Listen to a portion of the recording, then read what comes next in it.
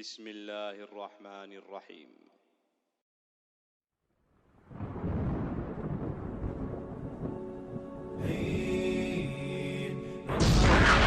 سوف يعلمون أن نحن المسلمون قادمون نرفع الرايات سوف يعلمون أن نحن. Apa muqaddimah alamat kiamat besar? Khurujul Mahdi, keluarnya Imam Mahdi. Ini yang kita akan bahas. Ma'asyiral muslimin rahimani wa rahimakumullah. Kita tahu bahwa kemunculan Imam Mahdi dan kemunculan Dajjal itu hampir beriringan. Imam Mahdi dulu, baru kemudian Dajjal. Dan Nabi SAW mengatakan Dajjal tidak mungkin keluar kecuali ala khiffatin minad din wa qillatin minal ilmi. Dajjal tidak mungkin keluar sampai manusia lemah dalam agama dan sedikit pengetahuan tentang Dajjal.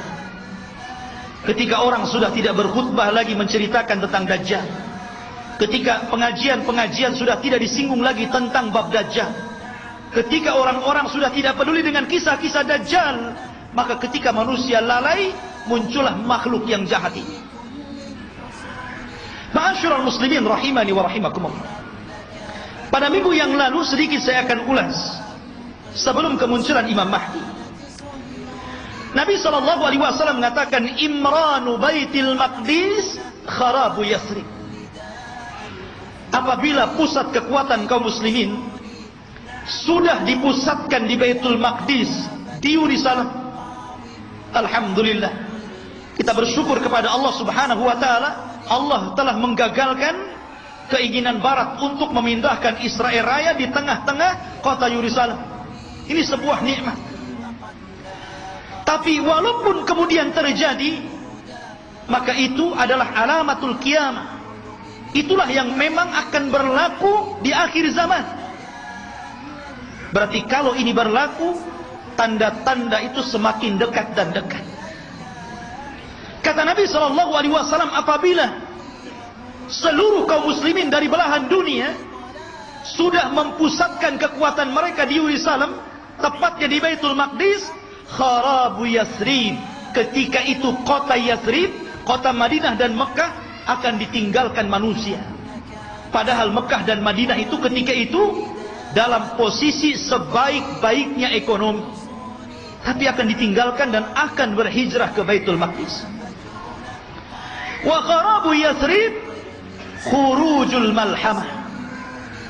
Dan ketika Yathrib roboh, Madinah roboh, kosong, tidak ada orang karena hijrah semua ke Syam, maka ketika itu muncullah malhamatul kubra, perang besar. Malhamah itu diambil dari kata-kata lahmun. Lahmun itu artinya daging. Kenapa kemudian peperangan disangkut pautkan dengan daging? Karena ketika itu peperangan, setelah orang melakukan peperangan dengan alat-alat canggih, maka alat-alat itu kemudian dimusnahkan, maka kembali peperangan menjadi peperangan kembali ke alat-alat tradisional. Boleh jadi mungkin diawali dengan perang nuklir dulu, karena masing-masing negara punya nuklir gitu kan. Masing-masing negara punya rudal, punya senjata hebat. Boleh jadi muqaddimah peperangan ini dilakukan dengan cara perang teknologi dulu. Setelah kemudian hancurnya negeri-negeri, senjata pun sudah tidak ada lagi, hanya bangkai-bangkai besi-besi tua. Disitulah kemudian peperangan akan kembali ke perang tradisional. Disinilah pembenaran sabda Nabi SAW, agar anda melatih diri dengan cara berkuda, dengan cara menombak, dengan cara memanah, dengan cara berpedang, karena perang akan kembali ke zaman itu. Ma'asyiral muslimin, kemudian wa khurujul malhamah. Apabila telah nampak malhamah, orang berperang dengan pedang, sehingga daging tercabik-cabik dan melayang kemana-mana, darah muncrat kemana-mana. Ketika terjadi malhamatul kubra, atau dalam bahasa barat Armageddon gitu kan, dalam masalah bahasa kita malhamatul kubra. Maka ketika itu kaum muslimin menguasai Konstantinia. Apa Konstantinia? Konstantinia adalah Konstantinopel. Akan dikuasai. Di mana Konstantinopel itu? Di Turki sana. Jadi kaum muslimin akan menguasai sampai ke sana. Wa fathul Konstantinia, dan ketika Konstantinia dikuasai kaum muslimin, bangsa Rom sampai ke Italia, sampai ke ibu kota Italia, kaum muslimin sampai ke sana, bergerak sampai ke arah Eropa sana. Maka disitulah kata Nabi SAW, wa fathul Konstantinia khurujud dajjal. Ketika kaum muslimin memenangkan perang besar, perang Konstantinia, maka ketika itu munculnya dajjal. Ma'asyiral muslimin rahimani wa rahimakumullah. Kita tahu bahwa pusat kekuatan kaum muslimin, saya katakan kelak akan berada di Palestina, tepatnya di Yerusalem, Baitul Maqdis. Semua kaum muslimin, tentara-tentaranya dari berbagai macam negara akan bergabung di situ. Maka disitulah ikhwatu fiddin, Barat ini punya kepentingan. Mereka hendak menghancurkan bangsa-bangsa yang menurut mereka itu sangat kuat dan tidak bisa dikalahkan oleh sendiri. Maka akhirnya mereka melakukan perdamaian bersama kaum muslimin untuk sama-sama menyerang bangsa-bangsa yang menurut orang-orang Romawi itu sangat berbahaya bagi mereka dan juga kaum muslimin. Maka berdamailah ketika itu kaum muslimin dengan orang-orang Barat. Dan hari ini juga berdamai, ya kan? Kita tahu Liga Arab, mereka ada hubungan dengan Barat, entah secara ekonomi, politik atau yang lain. Itu namanya perdamaian juga. Tapi di akhir zaman, yang namanya perdamaian itu tentu setelah adanya peperangan. Kalau tidak ada peperangan, mau damai apa? Perang dulu baru damai. Makanya Nabi SAW mengatakan, tastalihuna antum warrum sulhan aminah. Kalian kaum muslimin di akhir zaman akan berdamai dengan orang-orang Nasrani, orang-orang Romawi. Dan ketika itu orang-orang Romawi aktsarun nas, orang yang paling banyak pasukannya. Mereka tuh banyak sekali.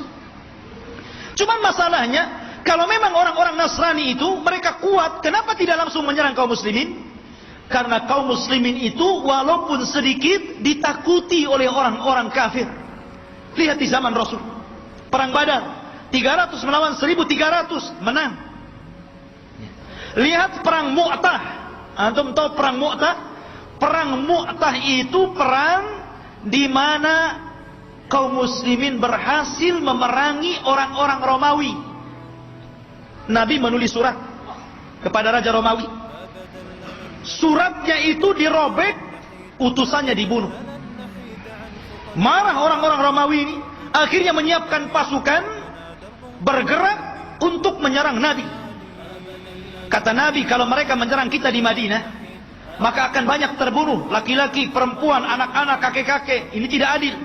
Kita siapkan pasukan, kemudian kita sambut mereka.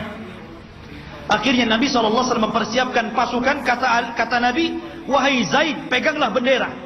Kalau kau mati, ganti dengan Ja'far.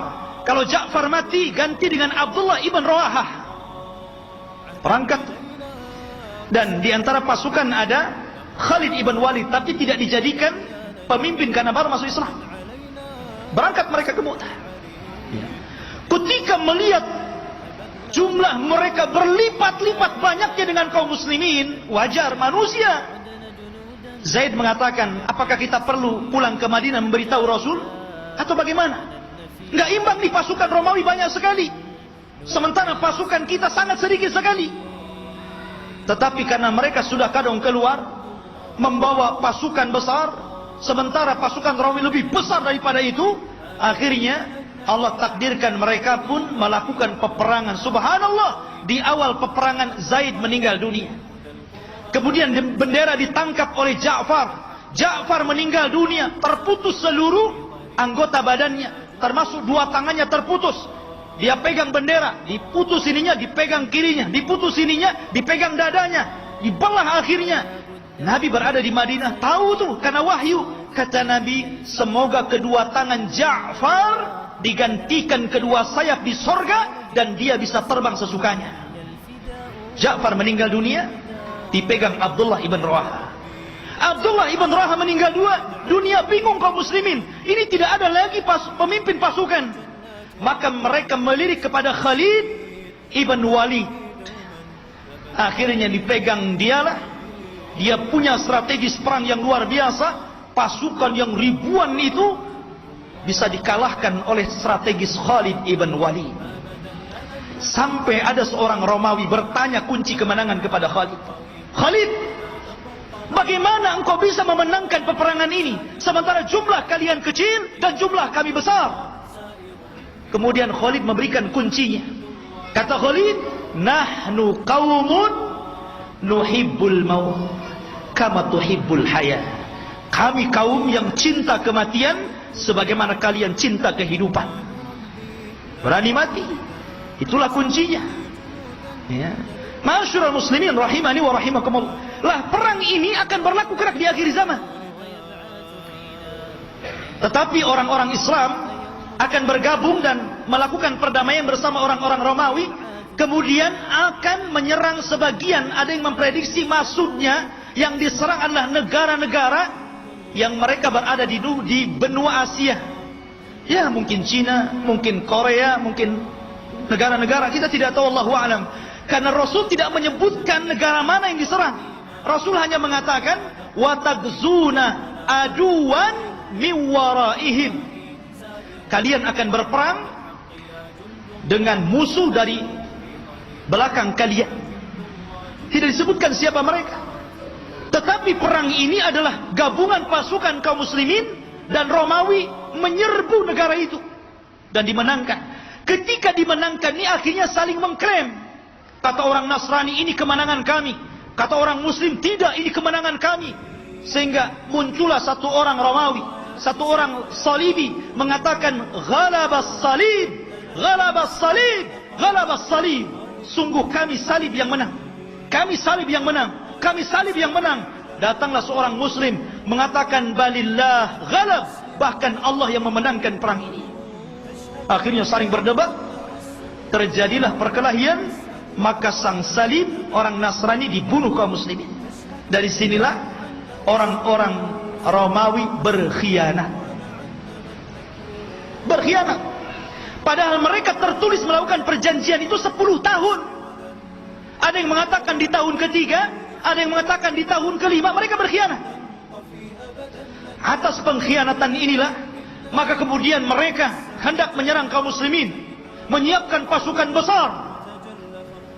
Dan kaum muslimin butuh pemimpin untuk melawan Romawi.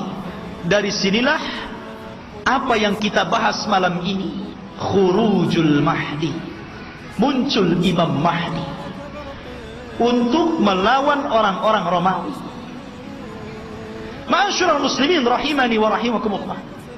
Kalau kita cerita Al-Mahdi Al-Muntadhar, Imam Mahdi yang kita tunggu-tunggu kemunculannya, Nabi SAW menyebutkan sifat-sifatnya.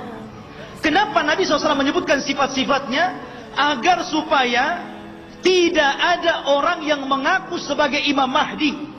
Kan disebutkan sifat-sifatnya. Anda tidak bisa tahu-tahu saya Imam Mahdi. Kayak di Indonesia ini ada satu orang, satu waktu dia ngaku Imam Mahdi, satu waktu ngaku Nabi, satu waktu ngaku Nabi Isa. Hebat. Dan itu hanya ada di Indonesia. Ya.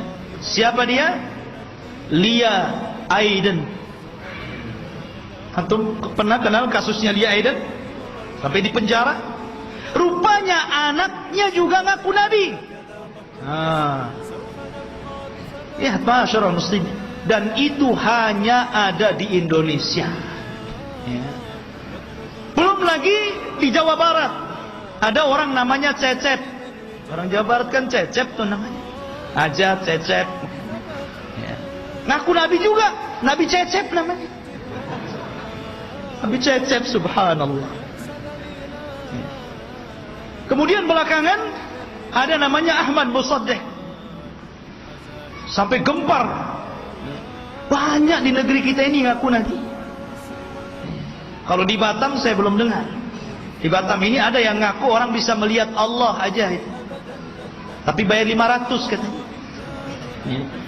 Jadi intinya bahwa Imam Mahdi ini dijelaskan sifatnya, dijelaskan tanda-tanda kemunculannya, dan dia disabdakan Nabi SAW, laulam yabqa minad dunya illa yaumun, kalaulah usia dunia ini hanya tinggal satu hari saja, la tawwalallahu dzalikal yaum, pasti Allah akan lamakan hari itu selama-lamanya, hatta yab'atsa rajulan min ahli baiti, sampai Allah akan utus seorang laki-laki dan dia keturunanku, yuwatiu ismahu bi ismi wa isma abihi bismi abi, di mana nama dia sama dengan namaku Muhammad, bukan Lia. Bapaknya Abdullah, bukan Aiden. Jadi Muhammad bin Abdillah Al-Hasani, keturunan Hasan, Al-Alawi, keturunan Ali. Artinya dia keturunan cucu Rasul, Hasan bin Ali. Dan ini Imam Mahdi ahli sunnah.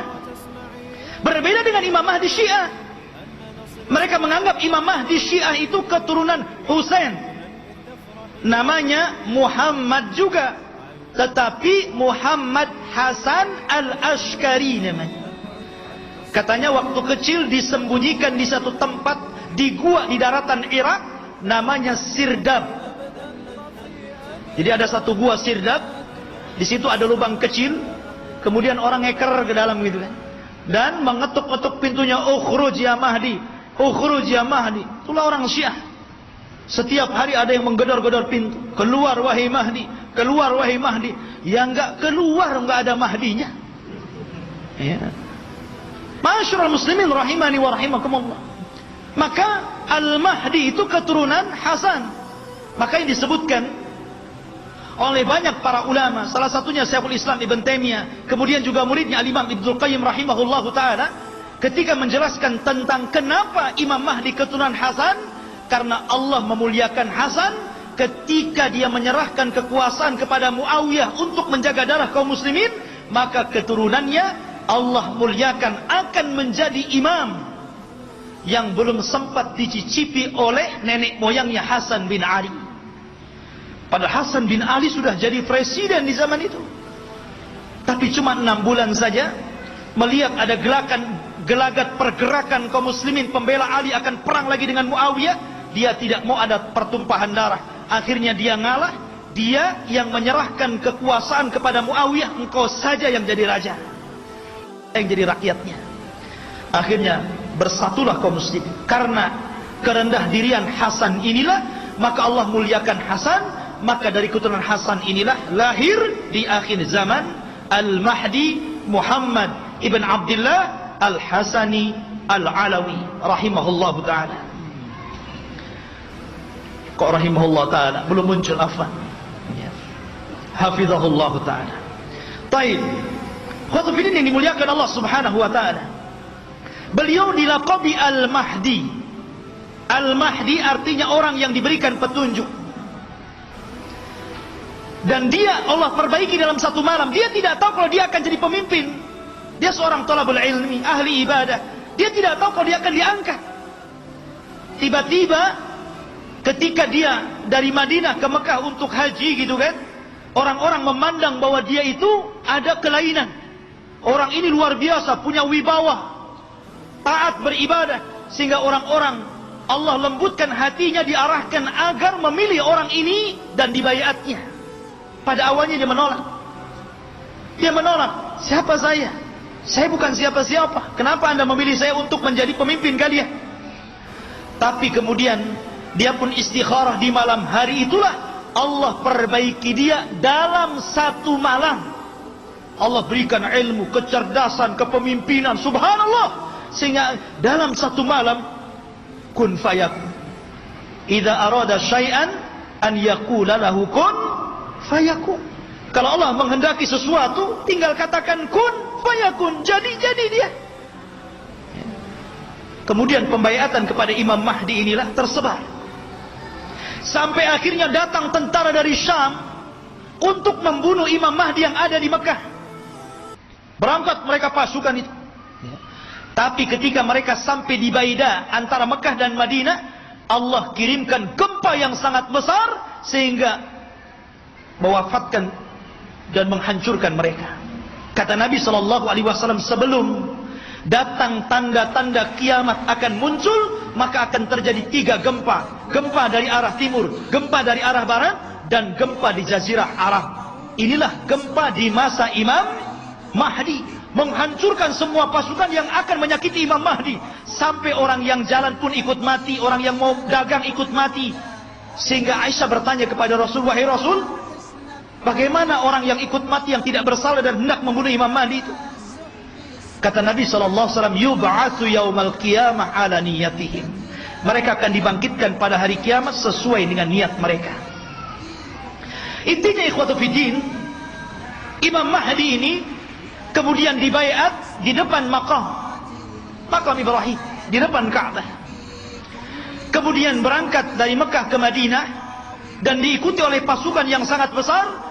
Kemudian mereka hijrah ke Syam, bergabung dengan pasukan yang sudah siap tempur melawan orang-orang Romawi. Akhirnya ketika sampai di Syam, mereka membaiat Imam Mahdi, dan disitulah mulai peperangan besar. Perang besar Malhamatul Kubra. Ma'asyiral muslimin rahimani wa rahimakumullah.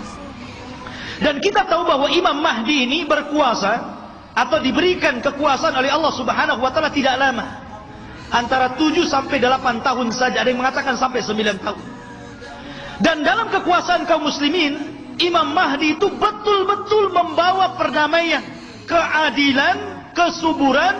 Bahkan saking adilnya Imam Mahdi, Allah turunkan berkahnya dari langit, karena dia telah berhukum dengan hukum Allah. Kata Allah, walau anna ahlal qura amanu wattaqau lafatahna alaihim barakatin minas sama wal ard.